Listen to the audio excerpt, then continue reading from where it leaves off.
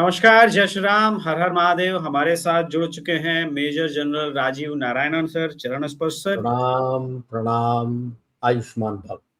हाँ, ये वाला थोड़ा आशीर्वाद की अभी हिंदुओं को जरूरत भी है आप लोगों से, कुछ ज्यादा जरूरत है हम जैसे लोगों को, क्योंकि अचानक से बहुत सारे लोग जो मोदी जी के कोर समर्थक रहे हैं वो भी हिल गए हैं, कह रहे हैं सरकार कुछ करनी है, सरकार हाथ पर हाथ रखी बैठी हुई है।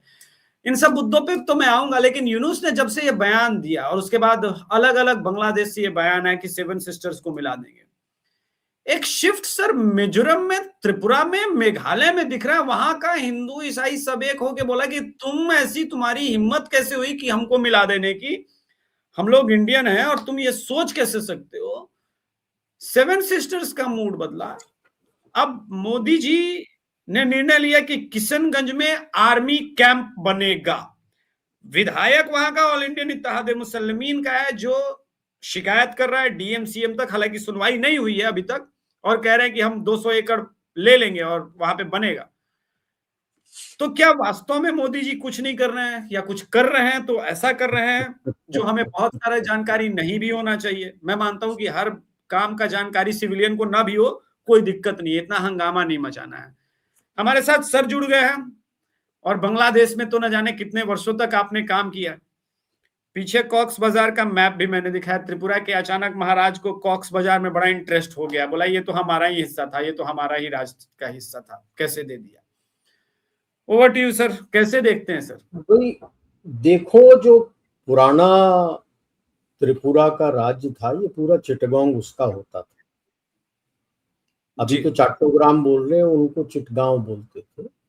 और इंडिपेंडेंस के टाइम में ये नहीं चाहते थे पाकिस्तान से जुड़ने के लिए, इनको जबरदस्ती जुड़वा दिया गया। और हमारे पूजनीय पीएम उस वक्त के कुछ नहीं करे, उनको कोई मतलब नहीं था, पारदर्शिता नहीं थी, वो अलग छोड़ते हैं, वो गुजर गए, अब आगे क्या बोलना। ठीक है, अभी हमें 2-3 चीजें समझनी चाहिए इसमें। ऐसे स्थिति में कभी भी जोश से काम नहीं लेना चाहिए, होश विद जोश। ठीक है, अब हमें ये समझ लेना चाहिए कि पहले तो सबको पता था पाकिस्तान यूएस का टट्टू है, किराए का टट्टू है। अब इसको भी जोड़ा है यूएस ने कि भाई ये भी मेरे भाड़े का टट्टू, और जो मैं नाच बोलूंगा ये नाचे। इसीलिए हमारे कई दोस्त मित्र हैं जो पाकिस्तान को तो हीरा मंडी बोलते हैं, इसको पन्ना मंडी बोलते हैं, कि बिकने के लिए तैयार है। यूएस आपसे खफा क्यों? पहले सबसे पहली बात ये पृष्ठभूमि में समझना चाहिए। आप ऐसे उभरते देश हो जिसकी चाबी यूएस के पास नहीं है, आप उभर रहे हो बगैर उनके मदद से। बड़ा ये भारतीयों का जो काम है उससे आप उठ रहे हो। आप कॉल सेंटर और दूसरों के लिए काम करने के बजाय अब आप कटिंग एज टेक्नोलॉजी आप निकाल के लेके आ रहे। और ऑप सिंदूर में तो पता लग गया था। अच्छा, टैरिफ वॉर में अब पता लग गया उसको कि भाई साहब आप तो वैसे ही उभरते जा रहे हो, ज्यादा उभर रहे हो, और सारे देश आपके पास आ रहे। यूएस के जितने भी ये स्ट्रेटेजिस्ट अमरीकी हैं, उनकी नजर चीन पे रहती है।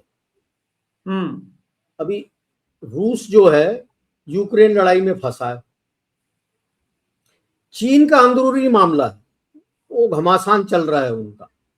तो उनको पता है कि ये कुछ नहीं कर सकता, अगले 4-5 साल तक ये कुछ नहीं कर सकता। डर केवल आपसे, क्योंकि आप डॉलर, आपने लोगों को सिखा दिया है कि डॉलर के अलावा दूसरे करेंसी में भी ट्रेड हो सकता है।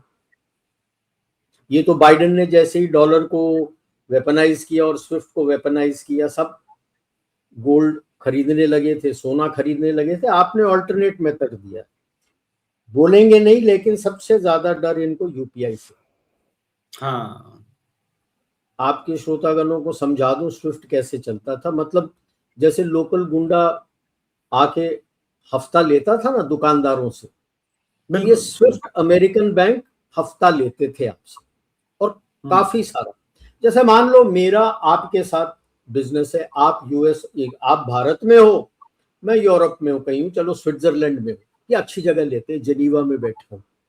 अब हुँ, मैंने आपको पैसे भेजने, जो माल आपसे खरीदा है, तो मैं डायरेक्ट आपके पास नहीं जा सकता, मेरे बैंक से जाएगा यूएस के डेसिग्नेटेड बैंक में, वहां से आएगा आपके बैंक में और फिर आपके अकाउंट में चढ़ेगा। अपना हुँ, दोनों बैंक जो है 2-2.5% सर्विस चार्ज लेते हैं इसका, फॉरेन करेंसी डीलिंग का। यूएस बैंक 20 से 30% लेता है। तू कौन, मैं खामखा। ये था स्विफ्ट। 7 दिन लगते थे, 7 वर्किंग डे पैसे पहुंचने में। आप लेके आए हो यूपीआई, मतलब उसी वक्त इंस्टेंटेनियस ट्रांसफर हो जाता। तो एक बैंक ऑफ इंटरनेशनल सेटलमेंट है स्विट्जरलैंड में, आई थिंक बासल में है।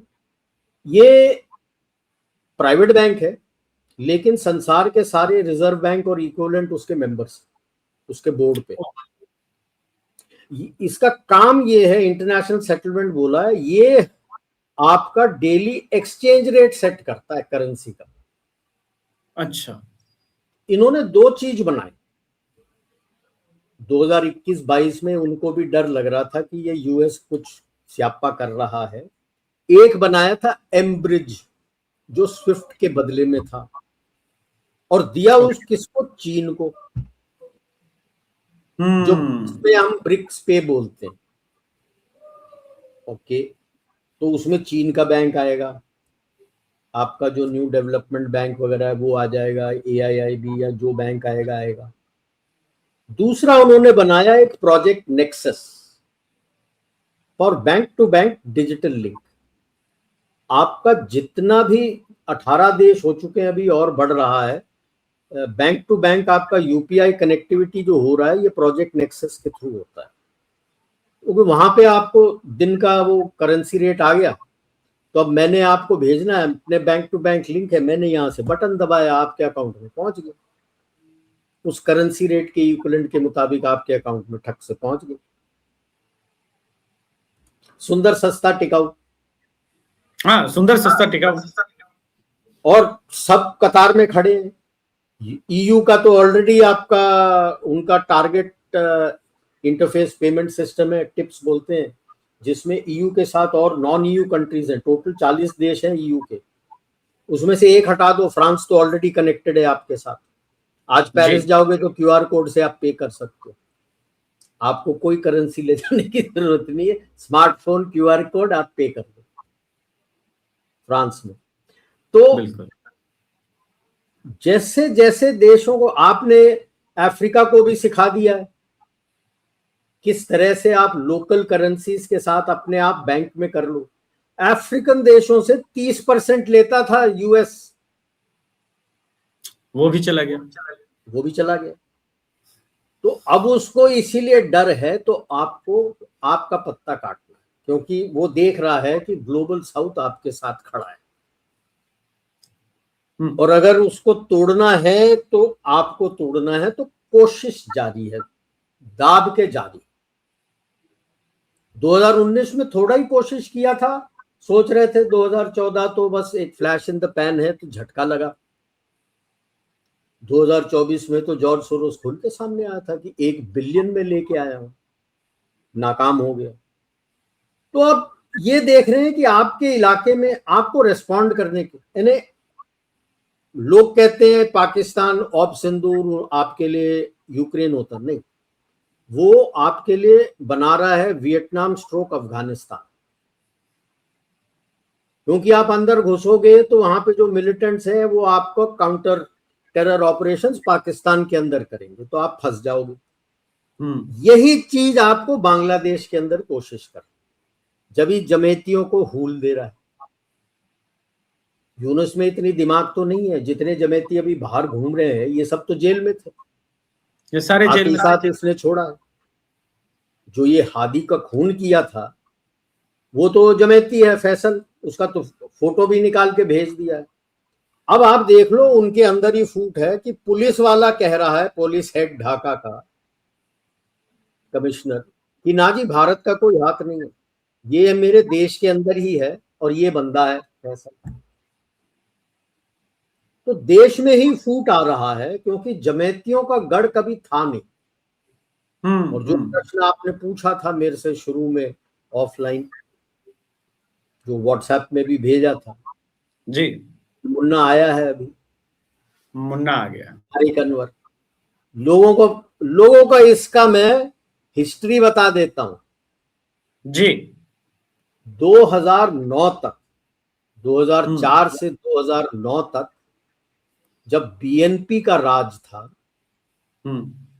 ये करता धरता होता था, इसको ब्लैक प्रिंस कहते थे, सब कुछ कहते थे, सारा कट ये लेता था, इसकी मां के कंट्रोल में नहीं था। एक घर होता था हवा भवन, भवन बोलते थे हवा भवन, ठीक है, वहां से पूरा ये धंधा करता था। और ये जब बीएनपी पावर पे था विद द सपोर्ट ऑफ जमैती, हमारे ये जो उल्फा के फंडिंग हथियार सब ये भेजते थे। बिल्कुल, उल्फा का जो अपना परेश बरुआ था अपनी बीवी के साथ यही था, उसको एक नाम भी दिया था, मेरे पास है, मैं बताता हूं उसका नाम, जिसका उसका पासपोर्ट भी बना के दिया है। क्या नाम था? कमरुद्दीन जमान खान। हाँ, या इसको नया नाम दिया था कमरुद्दीन जमान खान। ये और इसकी बीवी are supposed to have converted to Islam in 2000। Okay, इसकी बीवी जो बॉबी बरुआ हुआ करती थी कभी, अब उसका नाम सोफिया जमान है। ये ढाका में ही है अपने दोनों बेटों के साथ। इसका बहुत बिजनेस चल गया है इससे, इसने काफी पैसे लूटे हैं उल्फा से। टैनरी और गारमेंट का बिजनेस है और रुइली में बैठा हुआ है अभी ये, क्योंकि जब 2009 में खालिदा जिया का गवर्नमेंट आया तो ये भाग के चीन के यूनान प्रोविंस, हमारे बॉर्डर जो है अपने actually border with Myanmar, north Myanmar, Ruili करके जगह है।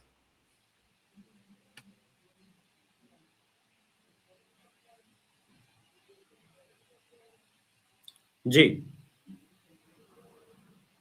सर थोड़ा सा फ्रीज हो गया। Big black market arms dealer.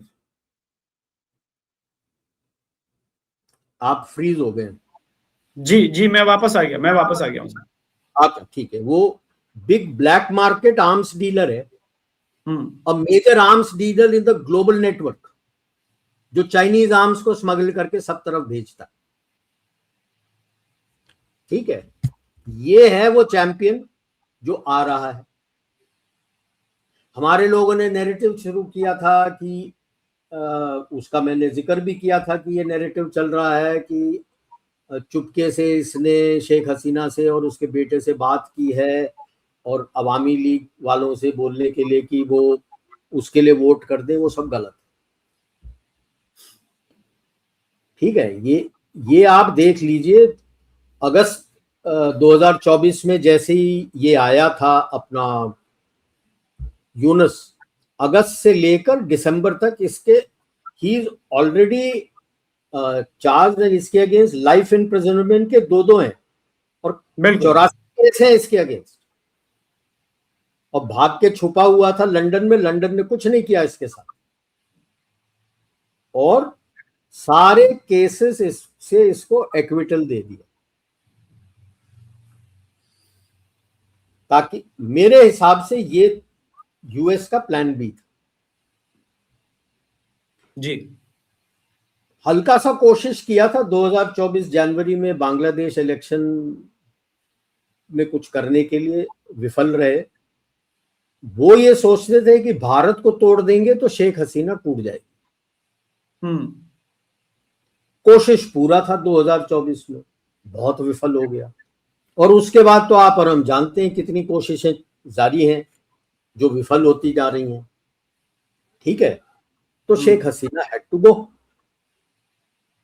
इसीलिए वो ऑर्केस्ट्रेटेड रेजिम चेंज किया था। इनका एक स्टूडेंट लीडर है, ने मेरे से रीच आउट भी किया था। मैंने कहा तुम चूती हो, पार्डन माई लैंग्वेज, रिजर्वेशन के अगेंस्ट किया था। रिजर्वेशन तो इसने कैंसिल किया था, रीइंस्टेट रिजर्वेशन को हाईकोर्ट जज ने किया था। तो आपका एक्चुअल खुंदक किसके अगेंस्ट होना था? उस हाईकोर्ट जज के अगेंस्ट ना। रिजर्वेशन वाहिनियों का तो इसने तोड़ा था। वो नहीं, गलती होगी। मैंने कहा बेटा गलती नहीं कहते, इसको गुनाह कहते हैं, अब भुगतो तुम। क्योंकि वो रो रहा था कि जमेती आ गए। मैंने कहा अब रो ले तू, अब क्या फायदा, रोते रहो। अब वही हो रहा है कि दबाव आ रहा था कि इलेक्शन करो इलेक्शन करो, आईएमएफ से फंडिंग नहीं आ रहा था, तो कोशिश जारी थी अवामी लीग के पीछे जाने की, नहीं हो पाया। कॉन्स्टिट्यूशन बदलने की, नहीं हो पाया, जुलाई का डेट था। बंगबंधु के घर जलाने की कोशिश की, पथराव हो गया वहां पे, वो भाग गए वहां से। तो जितनी कोशिशें कर रहे हैं वो विफल होते जा रहा है। दबाव में इलेक्शन का डेट तो दे दिया, लेकिन ये जो इलेक्शन नोटिफिकेशन है, संसार में एक इकलौता ऐसा नोटिफिकेशन है जहां पे काउंटिंग का डेट और इलेक्शन रिजल्ट रिलीज का डेट नहीं दी। वहां ब्रैकेट में लिखा है to be decided later. Hello, क्या मतलब टू बी डिसाइडेड लेटर? मतलब शुरू से ये है कि ये इलेक्शन होने नहीं देना है, क्योंकि जमैतियों को वो चाहते हैं जमैती जीते। उनको बीएनपी पे भी भरोसा नहीं है, क्योंकि तारिक अनवर आएगा तो वो तो गुंडा नंबर 1 है। तो वो तो बाकी जो जमैतियों को दबाने के लिए टेरर ग्रुप्स का सहायता लिया था उसने, तो टेरर ग्रुप जमैती को दबा देंगे। वो तो पुराने पापी हैं और ऑलरेडी आ रहे हैं अंदर, सुनने में आया है। So something had to break. उसमें दो इन्होंने आइडेंटिफाई किया कि यूएस चाहता है कि भारत अंदर आए, भारत में अंदर फीलिंग्स को भड़काए। तो एक हिंदू ने मरना था और एक कुछ ऐसा होना था बंदा एक्सपेंडेबल जिसको मारना था, जिससे उनको उम्मीद था कि भाई जमैतियों के साइड में बंदे आ जाए। तो एक हादी बना बलि का बकरा और एक दीपू। लेकिन दीपू के साथ साथ 250 और लोग मारे गए और जलाए गए हैं। 99% मुसलमान है। एक तो बीएनपी के एक्स एमएलए का घर जलाया जिसमें उसकी 2 बेटियां जल के मर गई जी। उसका वीडियो वायरल नहीं किया। वीडियो वायरल हुआ केवल दीपू का, क्योंकि वो आपको भड़काना था कि आप अंदर आओ, और मिलिटेंट्स को लेके आ रहे थे अंदर। तभी एलईटी भी आया हुआ है, यहाँ जेईएम भी आया हुआ है, आई एम श्योर आईसिस वाले भी आए हुए होंगे कि भाई यहाँ पे भारत का अफगानिस्तान करा देते हैं और क्राइसिस हो जाएगा, अंदर हड़दंप हो जाएगा, गवर्नमेंट बदल जाएगी और पप्पू आ जाएगा मेरे सामने लेट के मेरे तलवे और सब कुछ चाट लेगा, जो मैं बोलूंगा वो करेगा। ये है बैकग्राउंड। हादी का इन्होंने बोला था, देखो जब अब निकल के आ रहा है सिंगापुर हॉस्पिटल का, तो क्लियर निकल के आ गया था कि वो डेड ऑन अराइवल जी। वो तो ऑलरेडी मर चुका था। अबे सर पे गोली लगी है तो बंदा कहां बचेगा, वो तो उसी वक्त खत्म हो गया हो। बट उसमें पते की बात, दे वांट, क्यों मैं कह रहा हूं कि वो बलि का बकरा था। जो लोकल सिर्फ मैसेज आया है, एक भी हॉस्पिटल ने एम्बुलेंस नहीं भेजा, सबको कॉल करके रह गए। तो तकरीबन 2-2.5 घंटे तक कॉल करते रहे, फिर उसके बाद रिक्शा में लेके गए उसको। Somebody wanted to make sure कि ये बंदा मरता है। बिल्कुल ओके। उसके बाद एक और वो ग्राउंड सपोर्ट आया नहीं इनको। सैटरडे को लाए थे, बोला था हम इन स्टेट मॉर्निंग रखेंगे, एक्चुअल जनाजा तो मंडे को होना था। जब कोई कुछ नहीं आया तो उन्होंने तो सैटरडे को ही कर दिया। फिर एक और उनका सिकदर को मारा है, कल एक और हिंदू को मारा है और उसका वायरल किया है, सपोर्ट नहीं मिल रहा है। तो जब ये सपोर्ट नहीं मिल रहा था तो तब पप्पू को बोला था, इनके पप्पू को बोला था कि भाई तू आ जा, बीएनपी वाला। तो तारिक अनवर आ रहा, ठीक है। अब तारिक अनवर आ रहा है तो अब फूट होगा तारिक अनवर और यूनुस के बीच में। भाई यूनुस मियां को तो लीगली अभी तक अवामी लीग ने पूछना चाहिए था 2-3 चीजें। एक, आप हो chief adviser of interim government. Interim government कौन? अगर पार्लियामेंट स्थगित हो जाती है तो it is the president, right? President's rule है, प्रेसिडेंट्स रूल है तो सारा डिसीजन तो प्रेसिडेंट ने देना है। तू कौन? तू तो एडवाइजर ही है ना। आप कैसे डिसीजन ले रहे हो? That is number 1। Number 2, gazette notification आप दिखा दीजिए जो प्रेसिडेंट ने साइन किया है, जिससे आपने इस पार्लियामेंट अपने असेंबली को भंग किया है। वो है ही नहीं भाई साहब, असेंबली भंग नहीं हुई है। जब असेंबली भंग नहीं हुई है तो आपने इलेक्शन नोटिफिकेशन कैसे दिया? पॉइंट। लेकिन अब पूछ नहीं रहे हैं ये चीजें। मेरा मानना है, पहले भी मैंने कहा है, मेरा तो कुछ लोग तो ऊपर केवल ऊपर के ऊपर अपना गारो हिल से लेकर अपना दिनाजपुर का इलाका जो ऊपर से निकला हुआ है उसको काटने के लिए बोलते हैं। मैं तो कहता हूं यार पूरा राजशाही और रंगपुर ले लो, डिफेंसिबल है। राइट साइड ईस्ट पे आपको ब्रह्मपुत्रा रिवर है और साउथ में गंगा आ जाता है। आप मैप में भी देख लो, गंगा आ जाता है अंदर। तो जब आप ब्रिज वगैरह उड़ा देते हो तो नाउ इट इज डिफेंसिबल, आराम से। दूसरा, अगर आपको लेना है जहां पे आपने राउंड डाल रखा है चिटगांव का, चट्टोग्राम जो बोलते हैं, वहां पे एक फेनी नदी आती है, त्रिपुरा से लेके नीचे जाते हैं, उसको काट दो तो फेनी नदी आपका बाउंड्री आ जाता है। बाकी एक चीज बहुत अहम है इस देश में कि जो ईस्टर्न सेक्टर है, सिलहेट, कोमिल्ला, चिटगांव, ये हिल ट्राइब्स भरे हैं। इनका बांग्ला से कोई लेना देना नहीं है, नाता नहीं है, कोई रिश्ता नहीं। इनके ऊपर तो जबरदस्ती थोपा गया। इनका अपना कल्चर जो हमारे इलाके में ट्राइबल्स वगैरह हैं उनके साथ मिलता जुलता, ऑब्वियस रीजन है, वो तो पूरा त्रिपुरा वगैरह से कनेक्टेड है। ओके, ठीक है। तो ये है, तो आप अंदर जाने से पहले आप इतना मैं आपको बता दूं कि आपके पकड़ पूरे बांग्लादेश की, और आज के तारीख में वापस आपका पकड़ पूरे पाकिस्तान के ऊपर भी आ चुका है और अफगानिस्तान के ऊपर भी है। इसकी चिंता नहीं करनी चाहिए। हाँ, 90s में आपके 2 विभीषण थे, एक प्राइम मिनिस्टर था गुजराल और एक वाइस प्रेसिडेंट था हमीद अंसारी। तब हमीद अंसारी आईएफएस का बंदा होता था, सऊदी अरेबिया ईरान में उसने टेन्योर काटे थे। उन्होंने पाकिस्तान को और उनके इलाके में जितने अपने एजेंट्स थे सबका लिस्ट पकड़ा दिया। तो दोबारा वो सेट करने में आपको समय लगता, लेकिन सेट हो चुका है। तारिक अनवर के अराइवल में ग्रीटिंग में क्या हुआ था? एक और मार्केट प्लेस इन ढाका, कुछ 72 एक क्रूड बम फेंका गया था ब्रिज के ऊपर से, ठीक है। बीएनपी का ऑफिस भी पास है वहां पे और एक चर्च भी है वहां पे। सो इन पे हमने वही चीज करना है जो ये हमारे देश के अंदर कोशिश कर, आपस में लड़वाओ तोड़ो और फिर आप अपना you can easily secure something like अपना Hitler had done in Austria और चेकोस्लोवाकिया के सुडेटनलैंड पे किया था। आप आराम से घुस जाओ। उस वक्त आप सोच लो कि सिलेट लेना है कि नहीं लेना है, कोमिल्ला लेना है कि नहीं लेना है।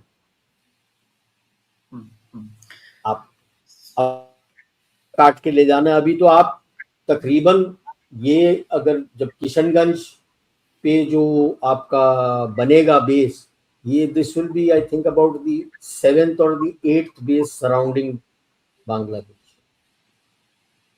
आपके एयर एक्सरसाइजेस ऑलरेडी उनके बॉर्डर के ऊपर शुरू हो चुके हैं। पिछला बड़ा एक्सरसाइज तो सिलीगुड़ी कॉरिडोर पे हो रखा था। सिलीगुड़ी कॉरिडोर पे वो छोटा सा एक एक्सटेंशन है, वहां से तो उनकी बीजीबी भाग चुकी है, वहीं से most of the illegals are being sent in from there. अब लेते हैं जो आपने बोला था कि ये नॉर्थ ईस्ट का मैप क्यों जोड़ते हैं। जी देखो, लोग समझना चाहिए 2-3 चीजें। अगर आपने डोवल जी को सुना है या नहीं सुना है, एक होता है रेडिकल इस्लाम, दूसरा है पॉलिटिकल इस्लाम। पॉलिटिकल इस्लाम जो है वो रेडिकल्स को इस्तेमाल करता है। बिल्कुल। दूर दूर तक जो पॉलिटिकल इस्लाम इस्तेमाल करते हैं, दूर दूर तक उनका कोई नाता नहीं है इस्लाम के टीचिंग से। प्राइम एग्जाम्पल इज जिन्ना। बिल्कुल राइट। प्राइम एग्जाम्पल इज ये हाफिज मुनीर, मुन्नी बेगम। इसके घर के सामने मरी ब्रूरीज है, वहां से बियर बनता है, बियर इसके घर आता है। पीना हराम है इस्लाम में। पॉलिटिकल इस्लाम, रेडिकल इस्लाम इसलिए रेडिकलाइज करते हैं कि वो उनमें दिमाग नहीं होता है, फिर उनको जिस तरह से इस्तेमाल कर सकते हैं अपना पावर बनाने के। इस्लाम में उनका, पॉलिटिकल इस्लाम में एक टीचिंग है कि जो भी जमीन जो इस्लाम के नीचे था आप खो चुके हो, उसको दोबारा कैप्चर करना आपके लिए जरूरी है। तो आप समझते हो गजवा-ए हिंद किस लिए बना था? ये पॉलिटिकल मुगल शासन यही था, बट पूरे भारत में नहीं था, पर था। नॉर्थ ईस्ट पे तो था नहीं। तो नॉर्थ ईस्ट का चक्कर कहां से शुरू होता है? नॉर्थ ईस्ट पे तो कभी मुस्लिम का दबाव था नहीं, उनका रूल तो था ही नहीं। कोशिश की थी बहुत, पिट पुटा के गए थे वो, इसलिए कि 1905 में ब्रिटिश ने बंगाल का विभाजन किया। यानी अमेजिंग सोच क्या थी मेरे को समझ में नहीं आता आज भी, कि बंगाल में तो आपका कैपिटल था कोलकाता, और आप कहते हो कि इसको संभालना मुश्किल हो रहा है। तो वेस्ट बंगाल के साथ आपने आज का बिहार, झारखंड और उड़ीसा को एक किया था, और ईस्ट के साथ आपने जोड़ा था असम। असम उस वक्त पूरे नॉर्थ ईस्ट स्टेट्स को देखता था। बहुत शोर शराबा हुआ, मुस्लिमों का भी शोर शराबा हुआ कि तोड़ना नहीं चाहिए। तो 6 साल के बाद 1911 में इनको वापस जोड़ दिया गया और असम को अलग कर दिया। अब ये उनकी सोच है, यार वो 6 साल हमारे अंडर था, हम मुस्लिम प्रेडोमिनेंट थे यहाँ पे, वो हमारे अंडर था। तो अब ये नया मैप शुरू किया। अब आप समझ लो किस तरह का रिएक्शन आ रहा है नॉर्थ ईस्ट से, कि घुस के तो दिखा दे, क्योंकि वो कभी उसके अंदर थे ही नहीं। अब असम में घुसना चाहोगे, असम तो बोलेगा यार हमने तेरे को फोड़ा था पहले भी, आ जा तेरे को अब भी फोड़ देंगे। त्रिपुरा तो चिटागोंग पूरा कंट्रोल करता था, वो तो कहता है यार चिटागोंग और कॉक्सस बाजार मेरे को वापस दो, ये तो मेरा इलाका था। तो जल्दबाजी करने की जरूरत नहीं है, गवर्नमेंट सब स्टेप लेके चल रहा है। आग लगेगी अभी, मेरे को लगता नहीं है ये फरवरी में इलेक्शन हो पाएगा, और वो चाहता भी नहीं था, जब भी तो काउंटिंग और रिजल्ट का डेट ही नहीं दिया। बिल्कुल बिल्कुल राइट। अच्छा, अब अमेरिका जो है बहुत बुरा फंसा है इस इलाके में। इंडिया, रशिया और इजराइल साथ काम कर, उनकी इंटेलिजेंस शेयरिंग बहुत तगड़ा, from here right across to west Asia, पूरा इंट शेयरिंग बहुत तगड़ा। कॉक्स बाजार में जो हुआ था वो इजराइल का इंटेलिजेंस था। अब इजराइल का था, रशिया का था, हमारा था, बट कंबाइंड था।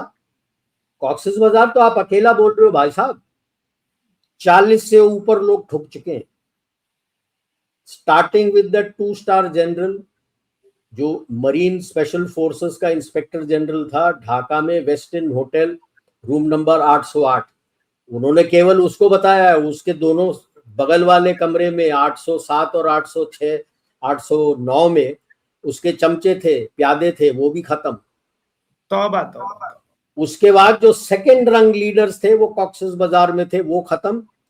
वो दिन है, आज का दिन है, यूएस मरीन्स के स्पेशल फोर्सेस ने तौबा किया, चिटगांग से फ्लाई करके हवाई चले गए, वापस नहीं आए। अभी है वहां पे सीआईए और उनके प्राइवेट जो मिलिट्री कॉन्ट्रैक्टर्स हैं, टर्किश इंटेलिजेंस वाले हैं, आईएसआई वाले हैं, चुन चुन के मारा है length and breadth east and west of Bangladesh, starting from Mymensingh, Rajshahi, Dhaka, Chittagong, कॉक्सेस बाजार, सिलहेट, कोमिला, यहां तक कि 10 से 12 प्रिसिशन ड्रोन स्ट्राइक हुआ है और उसी कमरे में जाके मिला है जहां पे इनकी मीटिंग चल रही थी। 40 से ऊपर थैंक यू हो गए।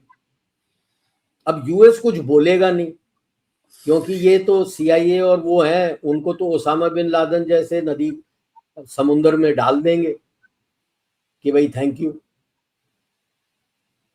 अब समझ में नहीं आ रहा, ये तारिक अनवर आया है, किस करवट लेगा, क्या लेगा, क्या बोलेगा, क्या करेगा, बहुत डर है उनको।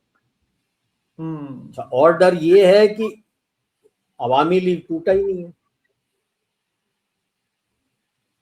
और जो काउंटर वॉइसेस हैं यूएस और वेस्ट में, वो पीछे पड़ गए हैं कि ये अवामी लीग को आपने इलेक्शन से कैसे हटाया, दिस इज इलीगल। बाहरी देश दबाव डाल रहे हैं कि भाई साहब अवामी लीग आना है, ये सब आप जो कर रहे हो इलीगल है। अवामी लीग आपके साथ लड़ चुकी है मुक्ति वाहिनी में, निडाई से मोर। तो it is going to be a very messy phase. ये 2026 जो है बांग्लादेश के लिए बहुत मुश्किल फेज है, अंदर से इम्प्लोड होगा। ठीक, टूटेगा नहीं टूटेगा वो तो अलग बात है, बहती गंगा में हाथ धो लेना चाहिए। आपको अपने सिक्योरिटी के लिए क्या क्या चाहिए, मैंने तो इतना बोला है, कोई कुछ बोल रहा है, कोई कुछ बोल रहा है। मैं डिसीजन मेकर के ऊपर पूरा भरोसा है, मोदी जी, डोवल जी, राजनाथ सिंह जी और अपने जयशंकर जी हैं, अमित शाह जी हैं, सब पे पूरा भरोसा है। वो अपना डिसाइड कर लेंगे क्या करना है। मेरे ख्याल से उसी के बेसिस पे अब ये बेसिस खुल के आ रहे हैं।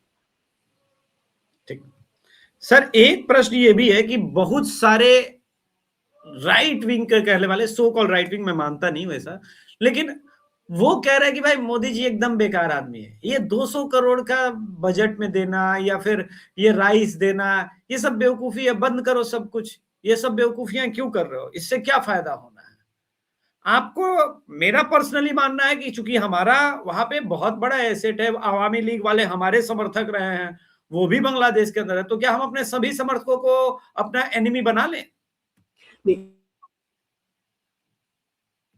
प्रिज्म से देख पाकिस्तान में समझता हूं virtually the whole population is already radical. तो ये जो अमन की आशा ये सब कहते हैं, ये तो ब्लिंकर्स पहन के खड़े, देयर इज नथिंग कॉल्ड अमन की आशा। वो तो रेडिकलाइज हो चुके हैं पूरे के पूरे। बांग्लादेश वैसा नहीं, यही पॉइंट है। रेडिकल सड़क पे आया है, आम जनता रेडिकल नहीं है। वो अभी भी भारत को समझते हैं, इसलिए उनको वार्निंग भी दे के गया है रशिया।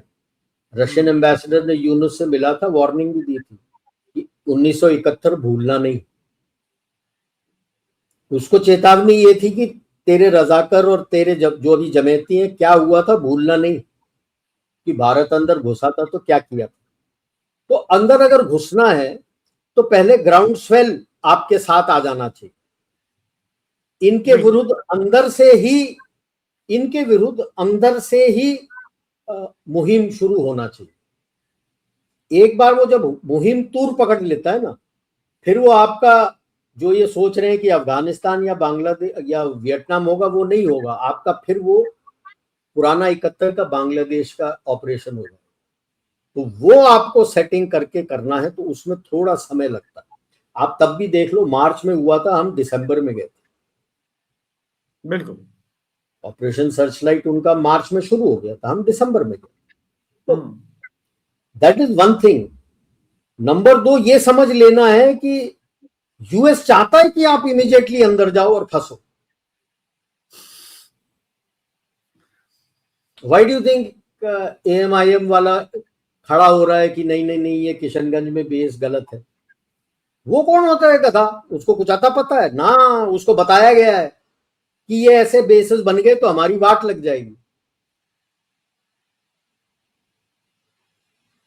तो इसीलिए वो आ रहा है। क्योंकि अपने घर के अंदर देशद्रोहियों की कमी है, कभी नहीं है, बहुत बार बहुत है। ये इसीलिए है। अभी तो मैं देख रहा हूं कि ओवैसी उसको लात मार के निकालता है कि पार्टी से या नहीं, फिर ओवैसी के रंग को भी आप भांप लोगे। बनने के लिए तो बड़ा राष्ट्रवादी बनता है। ये आता है भी सामने कि आप राष्ट्रवादी हो कि नहीं। ठीक बात नहीं है तो प्रश्न चिन्ह लगेगा उसके ऊपर। तो ये है, जल्दबाजी मत करो, अंदर से जलाओ, जैसे आपने किया था ईस्ट पाकिस्तान में। और अब ये ईस्ट पाकिस्तान 2.0 करके देखो। ईस्ट पाकिस्तान को जलाया था, तो ईस्ट पाकिस्तान 2.0 को भी जलाओ। जलाने के बाद सेटिंग करके फिर जाओ, और वो इलाका इसके बाद अपने पास रख लो जो पहले नहीं किया था, जो आपके नेशनल इंटरेस्ट में है और आपके सिक्योरिटी के लिए। कि सिलीगुड़ी कॉरिडोर का किस्सा ही खत्म हो जाएगा। नॉर्थ ईस्ट को हम सितवे वितवे देखते हैं, नॉर्थ ईस्ट को अपना पोर्ट मिल जाएगा। फिर सेंट मार्टिन आइलैंड गई तेल लेने, वो तो आपकी हो गई। डरने की जरूरत नहीं है, ठीक है ना? तो ये सोच समझ के अपना प्लानिंग करो, जल्दबाजी मत करो। अंग्रेजी में कहावत है, हेस्ट मेक्स वेस्ट। मेरे तमिल लैंग्वेज में एक है, आत्रकारक बुद्धिमत्ता। मतलब जो जल्दबाजी करता है वो पगलेट है, दिमाग नहीं है उसको। जल्दबाजी मत करो। ये आपको ऊपर से यूएस ने आपको अच्छा अपॉर्चुनिटी दे दिया है कि ईस्ट पाकिस्तान 2.0 बनाया है। इसके साथ वही करो जो आपने ईस्ट पाकिस्तान के साथ किया था, उसी नक्शे कदम में। उस वक्त आप अकेले थे, सोवियत यूनियन थोड़ा बहुत आपको मदद करता था, बाकी उस इलाके में आप अकेले थे। आज आपके साथ मदद के लिए इजराइल और रशिया भी खड़ा हुआ है। क्या बात है, ठीक। लेकिन एक ऐड करूंगा कि यूएस को भी दर्द होना चाहिए। दर्द उसको भी पता होना चाहिए कि every action is equal and opposite reaction. वो दर्द उसको बांग्लादेश में नहीं। मॉरिशस को बोलो यूएस को बोलने के लिए कि भाई साहब get out of dingo Garcia, ये मेरा है। यूएस बोलेगा कि मैं आपके साथ डील करने को तैयार हूं। उनको बोलो पहले आप वापस जाइए, खाली करिए, पोजीशन मुझे दीजिए, उसके बाद आइए डील लेने। बैठे बैठे डील नहीं होगा। और यूएन वगैरह में ढिंडोरा पिटवा दो, यूएन जनरल असेंबली में डाल दो। आप चाहे अब्सटेन करो, but you can be guaranteed थे 150 से 60 तो यूएस के अगेंस्ट वोट करते। बिल्कुल राइट। सिमिलरली एक मर्कोसुर करके नॉर्थ साउथ अमेरिका में नदर्न स्टेट्स का एक अपना कोलिशन है, मर्कोसुर करके। It is south American economic arrangement, जिसमें वेनेजुएला भी हुआ करता था। यूएस के प्रेशर में 2017 में उसको सस्पेंड कर दिया। आज जिस तरह से लूला जी हैं वहां पे, उनको बोलिए कि भाई सस्पेंशन हटाइए, और वेनेजुएला और मर्कोसुर जाए यूएन में और यूएस के अगेंस्ट पायरेसी का केस कर दे कि भाई हमारे शिप को जबरदस्ती इंटरनेशनल वाटर में कब्जा किया। कमाल, लड़ने दो, कमाल हो जाएगा। बिल्कुल। करना चाहिए, उसको भी समझ आना चाहिए ना, two can play the same game. अभी तेरी भी वाट लगाता हूं मैं, बिल्कुल और बिल्कुल। बाकी स्टेट्स को भी पीछे पड़ जाओ, बोलो कि नहीं। आप जैसे मिसाल के तौर पे सिंपल देता हूं, ब्राजील को बोलो कि भाई यूएस का एम्बेसी बंद कर दो, और बोलो कर भी देगा मेरा अभी जो जिस स्थिति में है। एम्बेसेरियल सपोर्ट जो भी होगा वह वेनेजुएला होगा, और चिमटी काटो ना। उसको आप वेनेजुएला से तो घिन आती है, लेकिन उसको अगर कोई भी कहीं जाना है मर्कोसुर के अंदर तो वो वेनेजुएला के थ्रू जाना है। इस तरह से छोटे छोटे पिंक प्रिक शुरू करना कर दो ना वहां पे, फिर जी अकल आएगी यूएस को कि भाई मेरे गुंडागर्दी का समय खत्म हो चुका है। बिल्कुल। हर जगह लोग आगे हैं जो मुझे तंग कर सकते हैं, इक्वली तंग कर सकते हैं। छोटा है, इतना बड़ा नहीं है। मैं नहीं आग लगाने की बोलता, जिस तरह से वो आग लगाते हैं वो तो उनके फितरत में है। मैं तो ये पिन प्रिक्स जो लीगली करेक्ट पिन प्रिक्स है वो देने को बोलता हूँ कि ये कर दो, ये कर दो, ये सिंपल। तो ये था, लोगों को, आपके दर्शकों को कहूंगा कि भाई थोड़ा मतलब ये आपको भड़काने के लिए, इसीलिए वो एक और को कल मारा था, और उसको ये स्टेटमेंट बोल रहा है कि नहीं नहीं नहीं वो सम पैसे के लेन देन का था, ये था वो था, दबाने की कोशिश कर रहा है। इट इज जस्ट टू आप में आग लगाने के लिए, आप वो में यूएस, हमारे अंदर आग लगाना है। बिल्कुल हाँ आग लगाने के लिए, ताकि आप रिएक्ट करके अंदर जाओ। Work exactly like you did in east Pakistan. उसके बाद फिर देख लो कि भाई उस देश का नाम क्या रखना चाहते हो, यू कैन डिसाइड, बांग्लादेश, क्या देश, कौन सा देश, जो देश है, एंड आप निकाल लो। मैं तो कहता हूं, मैं तो रंगपुर राजशाही और नॉर्थ जो भी बंगाल का प्रोविंसेस है उन सबको मिला के एक नॉर्थ बंगाल, एक West Bengal, is balance. North को हटा के आपका दो अलग अलग हो ही जाएगा। जो बैलेंस हो जाएगा। हाँ, जो चिटगांग है उसको अगर आपको त्रिपुरा के साथ डालना है या अलग से रखना है, जो करना है कर लो यार। बाकी I leave it open for select. बिल्कुल बिल्कुल।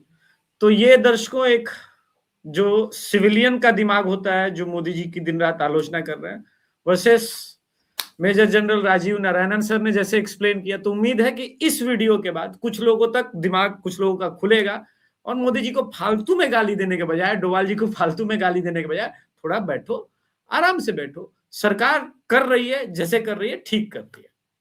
इसमें केवल एक और चीज ऐड करूंगा, जी एल्बर्ट तो कहता है वो करता नहीं है, जो करता है वो कहता नहीं है। पुरानी फिल्मों के जानकार निकले हैं सर। चलिए, मदनपुरी की डायलॉग है। मदनपुरी इसलिए भी ना, पुरानी फिल्मों के। आज के संस्करण में इतना ही। आपके लिए पुरानी होगी, ये हमारे जमाने की फिल्म की थी। नहीं नहीं सर, मैं भी तो, आप जानते हैं सर, मेरा कॉलर ट्यून भी, मैं तो 60 70 80, मैं तो गलत टाइम में पैदा हो गया हूं। मैं तो कहता हूं मुझे टाइम मशीन में ले चलो। मुझे पुराने किशोर कुमार, रफी, कुंदन लाल सहगल, तलत महमूद के गाने बहुत पसंद है।